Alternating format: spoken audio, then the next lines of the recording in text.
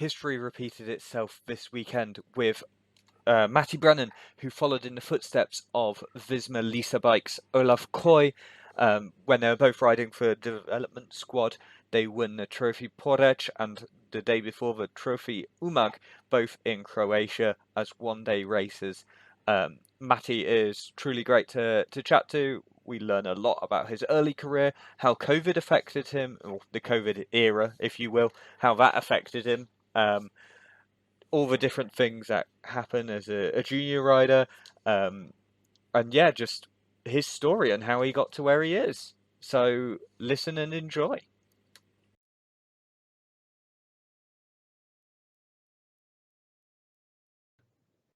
Hi, thank you so much for joining me today. Firstly, congratulations, a fantastic weekend. Yeah, how was that? Yeah, it's been good. Yeah, it's been a new experience, should we say, like racing in the new category and kind of racing with the new team for the first time. Yeah, it's been pretty nice, and to kind of come away with the results that I have is, yeah, pretty good. Yeah, I mean, it was completely unexpected, certainly from my perspective. Was it unexpected for you, like, or did you go, I've got a good chance here. If I can get my sprint out, I'll be all right. Yeah, I think you come into these races with like a bit of an open mind. Like, I don't think you go in and expect to kind of win, and I don't think you definitely don't come in with the mindset of I'm going to win both. Hmm. So it's yeah, it's just one of them where I think you have trust in your kind of your training and your preparation and the kind of the training camps, and you're in kind of good shape. So I think to come away with that is pretty unexpected, but um, yeah, I think the coaches kind of were aiming for Porec Porec or however you want to say it. Um, as kind of one that suited me more, but they did not expect Umag to kind of come Hmm. before that. So yeah, it's quite nice to keep the coaches surprised as well. Yeah, and how, like, was it easy to convince the teammates to buy in and like do all the work dragging brakes back and putting a train together to set you up for it? Like, was that an easy one to get their belief and their buy-in, or was it a bit of a harder sell? Yeah, I mean, like it always comes down to like I'd say the sprint is more the I don't want to say the backup plan, but it's a plan that we know we have. Should we say Hmm. like as long as I'm there in the finish, they know that I will be able to sprint, and boys have kind of seen what I've been able to do in terms of power and stuff like that. So it's kind of a nice, should we say, backup plan for them. We always go into the race with the intention of not having a sprint finish, because if there's still a sprint finish, then there's still 150 guys left, Hmm. which means that there's a lot of lottery, should we say. So Yeah.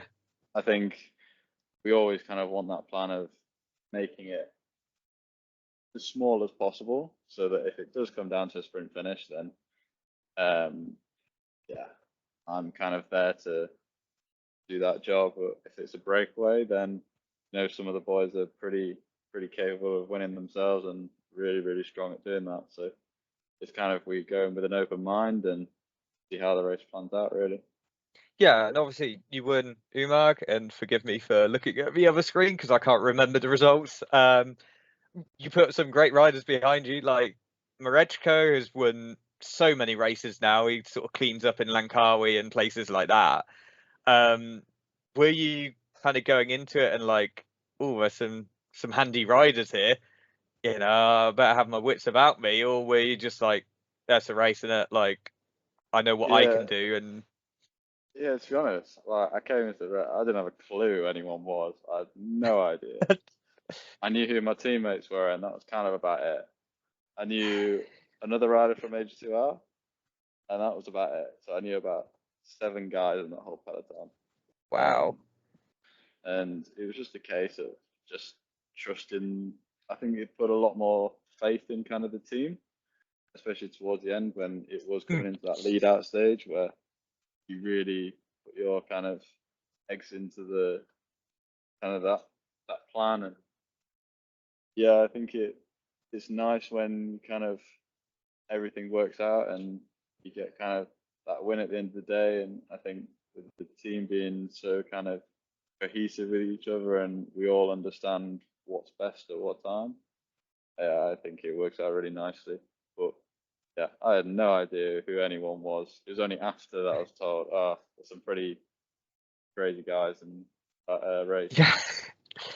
Do you think that maybe helped you, that kind of, for want of a better word, that naivety towards it, where you're like, you don't know who you're against, so you can't be overawed by it because you haven't got a clue. Yeah, it's like I think it, it's better because you don't sit there and stress about it. You think, he's going to come over the top of me, he's going to do this, he's going to do that. But then you're just sat there in your own little world thinking, oh, there's just people around me. That's all you think. You don't think, like Marechko's near me or like some of the other boys who are really, really fast in the finish. Like, you know, you don't really think about any of that. So I think you're just in your own little world with your teammates and just think, oh well, we'll go for the sprint now, and you just do your own thing. You don't think about it, and then you just think Yeah. of the stuff afterwards. So yeah, it's nice. Yeah, Yeah, and after you win Umag, or however it's pronounced, I'm going to get it wrong as much as you are. Like, yeah.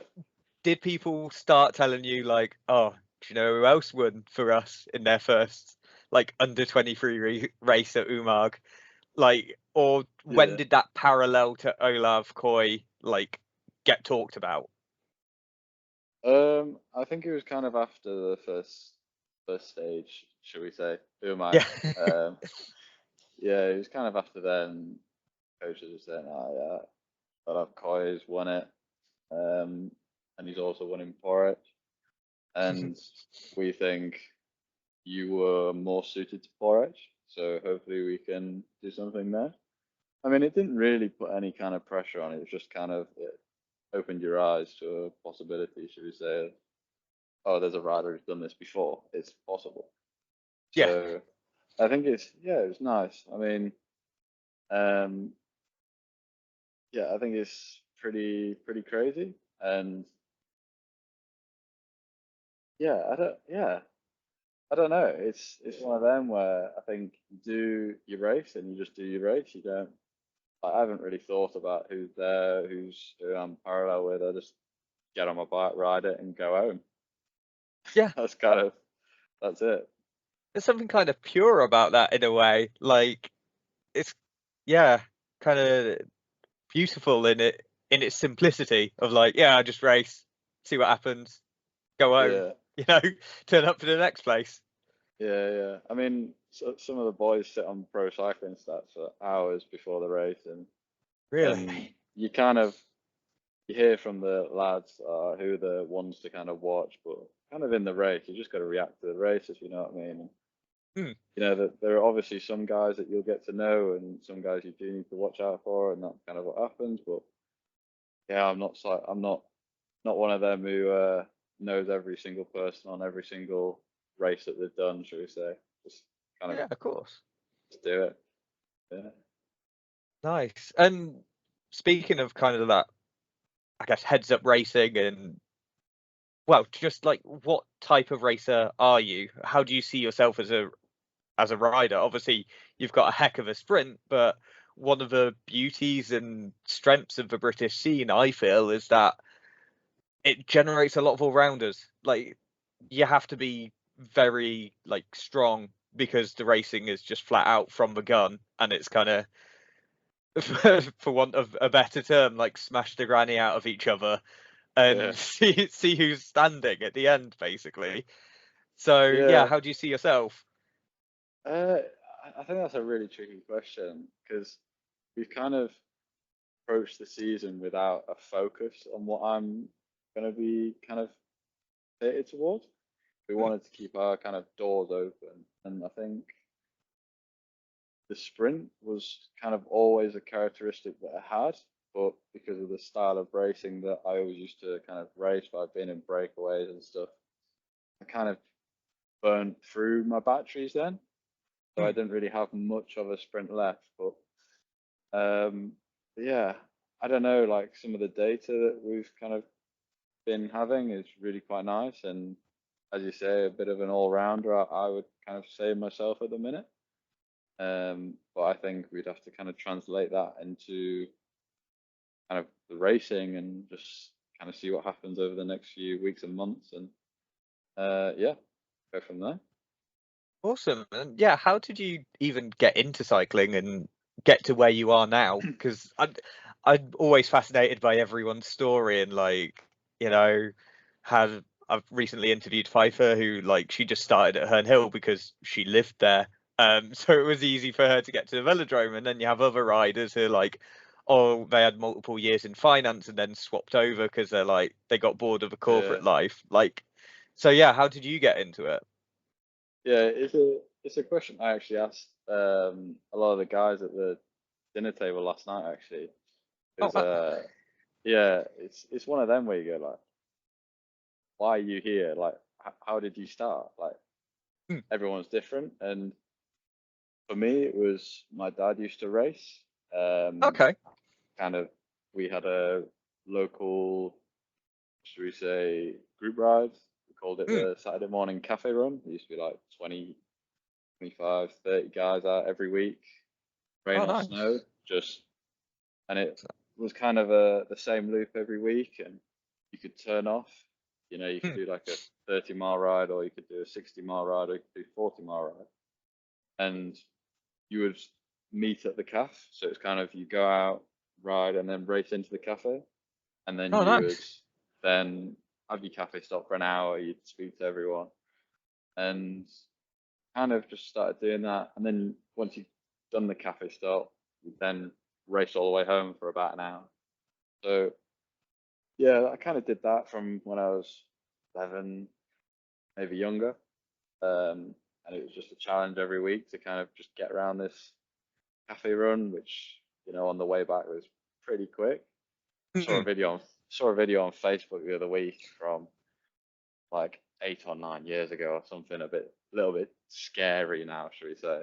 Um, of me on this ride. There's some like GoPro footage of me in there, and there's some footage of me doing like 30 mile an hour in these wheels, and I'm like half the size of these some like God, yeah. big guys, and it's almost quite funny to watch because you're like, what's this little kid doing in the midst of this like chain gang? Yeah, because Um, that's like what you would have been like, what, 9 or 10? Like, really young, yeah. yeah, Jesus.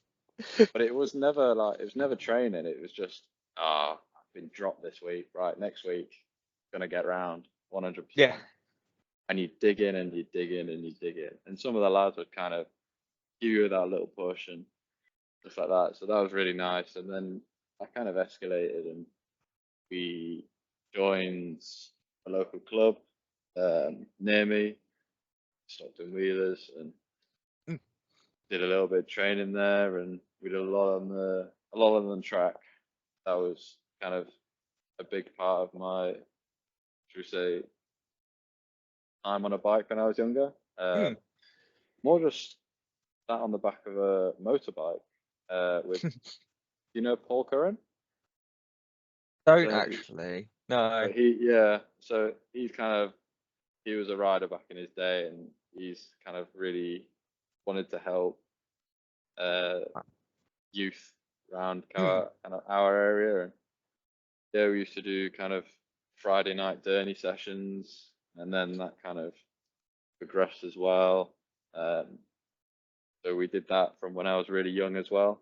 So I've been sat on the motorbike ever since kind of maybe 12 years old. So Wow. that's really nice, and everything kind of just escalated. Really, there was never really any force into anything. So it was Mm. just, oh, should we go and do it? Yeah, let's go and do race. Right, and then kind of got to the point where we did some local stuff, and a few mates said, "Oh, we're gonna go to Tour of Assen," which is Mm. for those who don't know, it's like a youth 6-day race, and probably one of the best experiences that you can have Mm. um, at the time. And yeah, we all went there to Holland, and we had like a nice trip there, and there was big group of us, which I think kind of made the experience really, really good. You did your racing, and you did your, I didn't get any crazy results. I think 10th on the last day was kind of my best result, but I was sat there with my dad every day, like, trying to work out how to get there in the end. And Yeah. I was so nervous at the start of it, like Really? first international race, you're like, oh no. And Gosh. but when you're as young as you are, like, you think it's the absolute world champs, don't you? Yeah. So it's but yeah, that was probably one of the most best learning experiences I think I've ever had. And then obviously you go and you go to the pool afterwards and stuff like that. We got kicked out of the pool actually. We Oh had, no. we had like, there were so many of us just going down the water slides at once. We had like we were going down like together, like just, yeah. And there must have been like 40 people one after another, and the Oh lifeguards were Lord. just like, nah, we're not doing this anymore. And then we got like chased around like chased around the campsite, should we say, by Mm. these lifeguards and these buggies, and they're like, oh, we're gonna ban you from the thingy. They never caught us, but they caught one of the guys and kicked him out for 4 days. And but no, it was good. It's one of them. And yeah, it kind of escalated from there. We did national series, and then yeah, so we did national series as first year, no, second year under 14, and Mm. to my surprise, I did quite well there. And yeah, so we did that, and then it kind of just COVID came in, and that was Of that. course. So Yeah. COVID started, and yeah, it was like, oh, national races. I didn't do every single one, but it was just the ones that I was there and about with in under 14. And then COVID came along for the first year under 16 for me, I think. Mm. And that just wiped out racing. And yeah, Zwift races, I wasn't really a big fan of it because I was just like, there's some like 9-year-old who's beating me up some climb doing 7.5 watt per kilo. Like, there's no way. And yeah, but it was just nice to just kind of just ride your bike. And I think COVID was a nice time, should we say, for riding a bike, Mm. because do your school, which was probably worth about 2 hours of lessons a day. Let's be real, you wouldn't do Yeah. half of it. And then you just go out on your bike for like 4 hours or something, just not even hard, just, oh, I want to go and see this like waterfall, or I want to go and see this like, yeah, castle or something. Just go and have a look in the area because you've Mm. never really had the chance to explore. Yeah, of course. So I think that was a nice time to kind of do it, and I think that really opened my eyes a bit more as we came into under 14. Yeah, kind of did pretty well there under 14, under 16, sorry, and Mm. then yeah, progressed on to junior, and we joined Fensham House, which is pretty well established team now in the UK, which is run by Giles and Sonia. Mm. And they kind of really started my kind of learning step into becoming a professional bike rider. And Yeah. yeah, it's been really like really good experience and really good adventure. And Mm. we had a lot of fun. We were all really good mates on the team, and that was kind of really good fun. You get to explore Europe and race with all your mates. Like, there's nothing kind of better than that, if that makes sense. Yeah, yeah, So, of course. yeah, it was really good, and that kind of experience has allowed me to join the team that I'm in now, which, yeah, it's pushed me onto that development side. And yeah, I think things like that, where people give up their time and, you know, to plan these trips and take you on these trips and find people who will financially support it.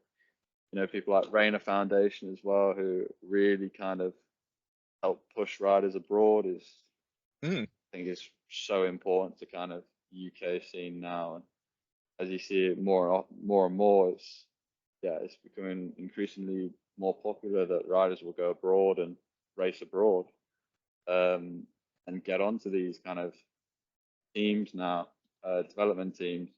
There's a lot of riders in this year that kind of stepped up to that level, which is really quite good for the UK side.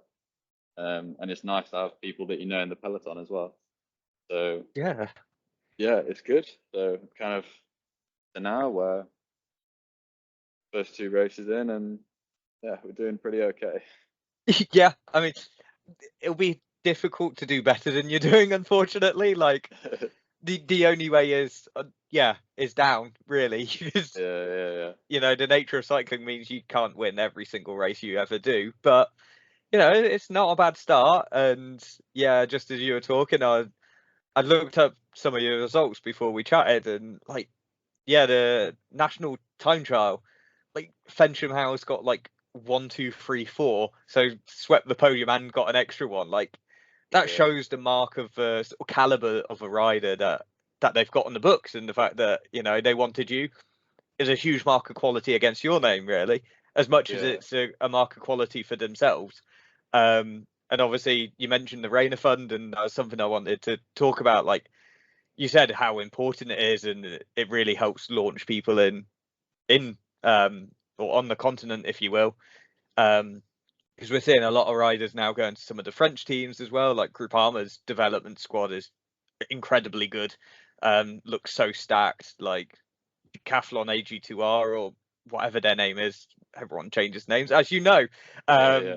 Being for Visma Lisa bike, like yeah, is it just like monetary support that you get from Rainer Fund, or is there something else? Because it's something I'm sadly too old for now and didn't really get involved in at the time when I was old enough. Yeah, it's kind of it's set up to kind of help those who may have some, we say, financial reasons to need some support with.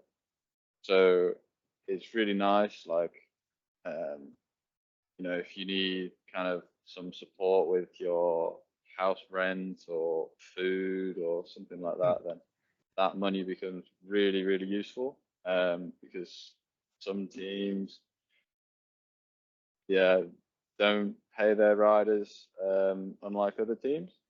Yeah, So that money becomes really quite important for riders, especially when living abroad, where you're sorting out stuff now because of Brexit. Like, I'm not a fan of that. Like, visas and stuff like that can all become really expensive as well. So yeah, I think when you kind of get that little bit of support there, that it's just really, really nice. Kind of sets you in a nice kind of, you know, that you've got money for food, shall we say? yeah, of course. And like, how I guess moving slightly on from that, like you said, thanks to being on Fensham House, you ended up on Visma Lisa Bike Development Squad. Like to me, that's not a natural link. I'm not aware of like any affiliateness or anything like that. It's not a feeder team to the best of my knowledge. But like, how did that come about? And were they the only team that were interested in you, or was there others? Because again, you look at your results, you got great results at the Kaiser des Juniors. I've probably butchered that name, but you look at who came behind you. And apologies for looking at the other screen, but Jana Vidar, who won yesterday as well. Um, he came in third. Leo Bissou, is he the world? Did he win world road race and cyclocross? Or I know he's got some Just hefty cyclocross, I results behind. think. He's done Yeah, something in the cyclocross, yeah. yeah, he's a handy rider. Um, and some of your other results as well, where you came like third behind Josh Tarling, who isn't exactly a bad rider nowadays. So yeah, like clearly, if I was looking at your results, I'd be like, yeah, he's someone I'd want on my team coming from the UK. So like, yeah, were they the only team, and how did it come about? Were the two key questions, I guess. Yeah, I think it doesn't really like the whole purpose of kind of going abroad is to get these contracts. Mm, And like at the start of junior, like I didn't really think like Jumbo Visma at the time will be interested or whatever. You just kind of go, oh, just go and race abroad. That's all you kind of really see it as, to be honest. mm, And then you start thinking, oh, some people are being offered contracts and stuff like that. You think, oh, yeah, this is possible. And then, yeah, you just keep being given all these opportunities, which, driving back and forth every weekend to Belgium, France, Holland, Switzerland. It's, yeah, it's a lot of driving and a lot of time.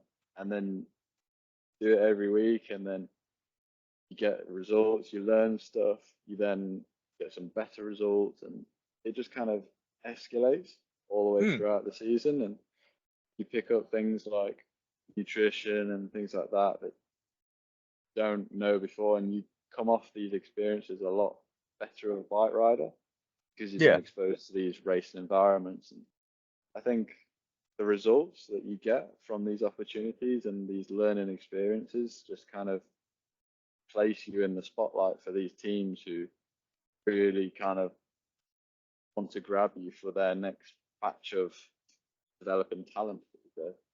And they're kind of always on the lookout for who they want next and what they think will end up in World Tour in the next, 4 years, should we say, U23.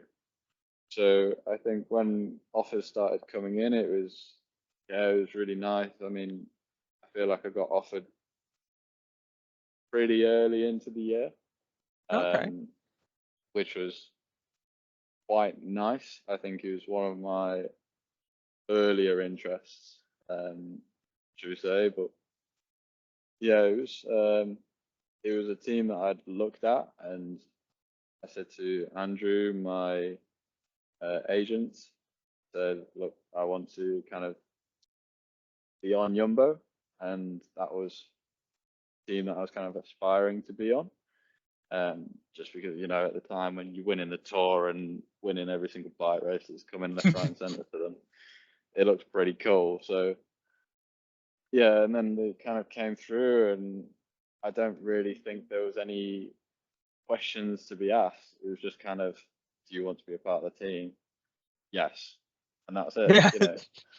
And yeah, I kind of went to the service course and had a look around there, and I got offered the 2-year deal that I'm on now. So um, really nice, yeah. So it was good. Yeah, awesome. And obviously, as we know, you started incredibly well. Um, what's the rest of the year looking like? Do you know what your plans are? Obviously, as a U23, there's always the potential to do the Tour de l'Avenir, although you're first year. So, certainly if you said, like, if someone told me at the end of the year that you didn't do it, I'd be like, well, yeah, he's a first year. Like, no Mm. one's really doing it in their first year, but what's the aspirations? Yeah, it's as you say, like um, some of these races, like people have heard of, but like yeah, L'Avenir, Giro, it's really, really hard to do as a first year. Like I know one of the guys on our team, he said this year, like he did Giro as his first year, and it just killed him. Like he's a really, really Really? strong guy, but it really hurt his body and his health and things like that. So he just said, I won't bother as a first year, like because you just got to build it up, don't you? It's like everything, Yeah. it just takes time. So for me, like my calendar is we're still working with the 90-day and all that shebang, so it's a bit up in the air at the minute, but kind of we know that I'll be at Olympia's Tour in a few weeks' time. Mm. Liège will definitely be at that probably. Um, Circuit d'Ardennes, that's another one. So I think they're my kind of confirmed ones. I got a few races that I'm on reserve for at the minute that we can maybe add in if I need to, or go from there. But there's kind of no need to overload the calendar as such at the minute. So just kind of taking it as steps and yeah, going from there. Awesome. And for those who have maybe listened to this and go, oh, I want to know more about Matty, how can I follow him on social media? I think you're more active on Instagram, although I'll let you speak Yeah. for yourself on that. How can people keep up with your what's going on and where you're racing and things like that? Yeah, follow me on Instagram. I think that's probably my best place. I do have a Facebook that I just set up as well, Oh because I've wow. gotten random follow requests from random people I've never met before. So I Yeah. set one of them up.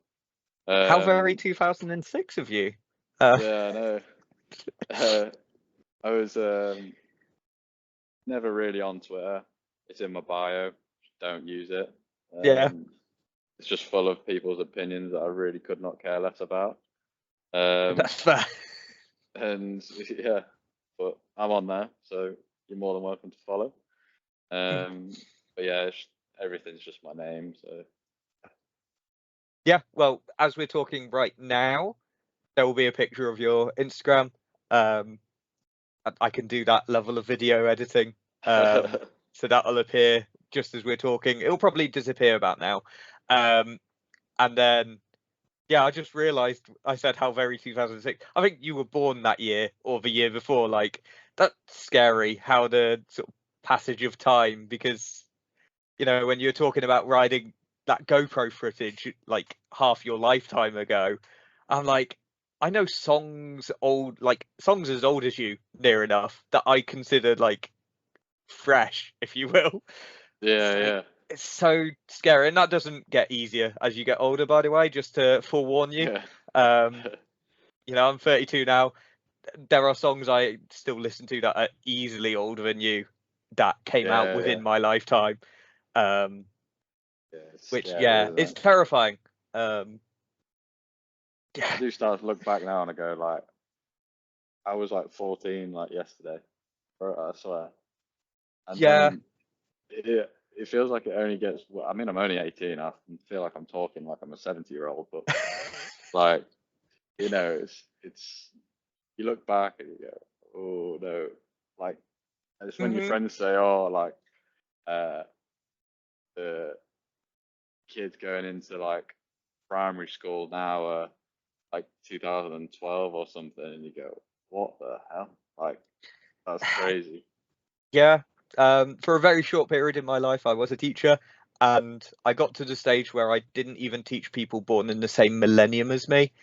Um, Yeah, just by quirk of being born close to the end of millennium, I guess. Um, and most of riders finishing the Tour de France are younger than me now. yeah, Um, and the ones that are older are retiring. I'm like, yeah, no, yeah.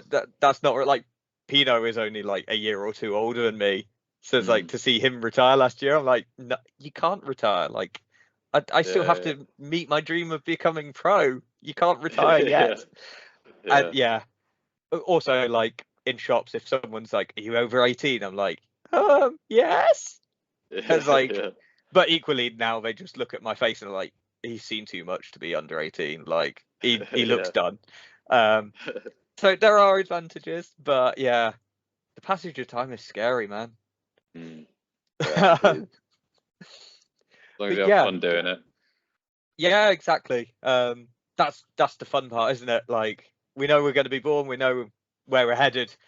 It's the middle part that you get to live and enjoy, and clearly you're on the right track. Being in that dev squad, huge potential. It's quite amazing to see. Um, I think young people with potential are both incredible and scary. Um, so just know that I'm in awe of you and also slightly scared. Um, but yeah, thank you so much for your time. Obviously, I hope everything goes well with Olympia's tour, with Liège. I assume that's the U23 version and you're not just Yeah, chugged yeah. into a monument. No, no, Um, no. and then Circuit des Ardennes, which is, I'm going to assume, is very hilly in comparison to Olympia's Tour. Um, yeah, two opposite ends of a spectrum, I would imagine. Probably, yeah, yeah. I need to have a look still, but it's probably a little bit lumpy. Yeah, just a tad. Um, Yeah. but yeah, thank you so much for your time, and I hope everything goes well. Problem. Thank you very much for having me. Well, there you go. What a thoroughly engaging and just scary, talented young rider he is. Um, as I said, it is really fun to chat to him. Really grateful he was able to do things at short notice. I believe he was just stuck on the travel day and was like, well, might as well chat to this lunatic who's in front of me, as most riders will often feel, I'm sure. But yeah, truly great guy, and I can't wait to see where his career takes him.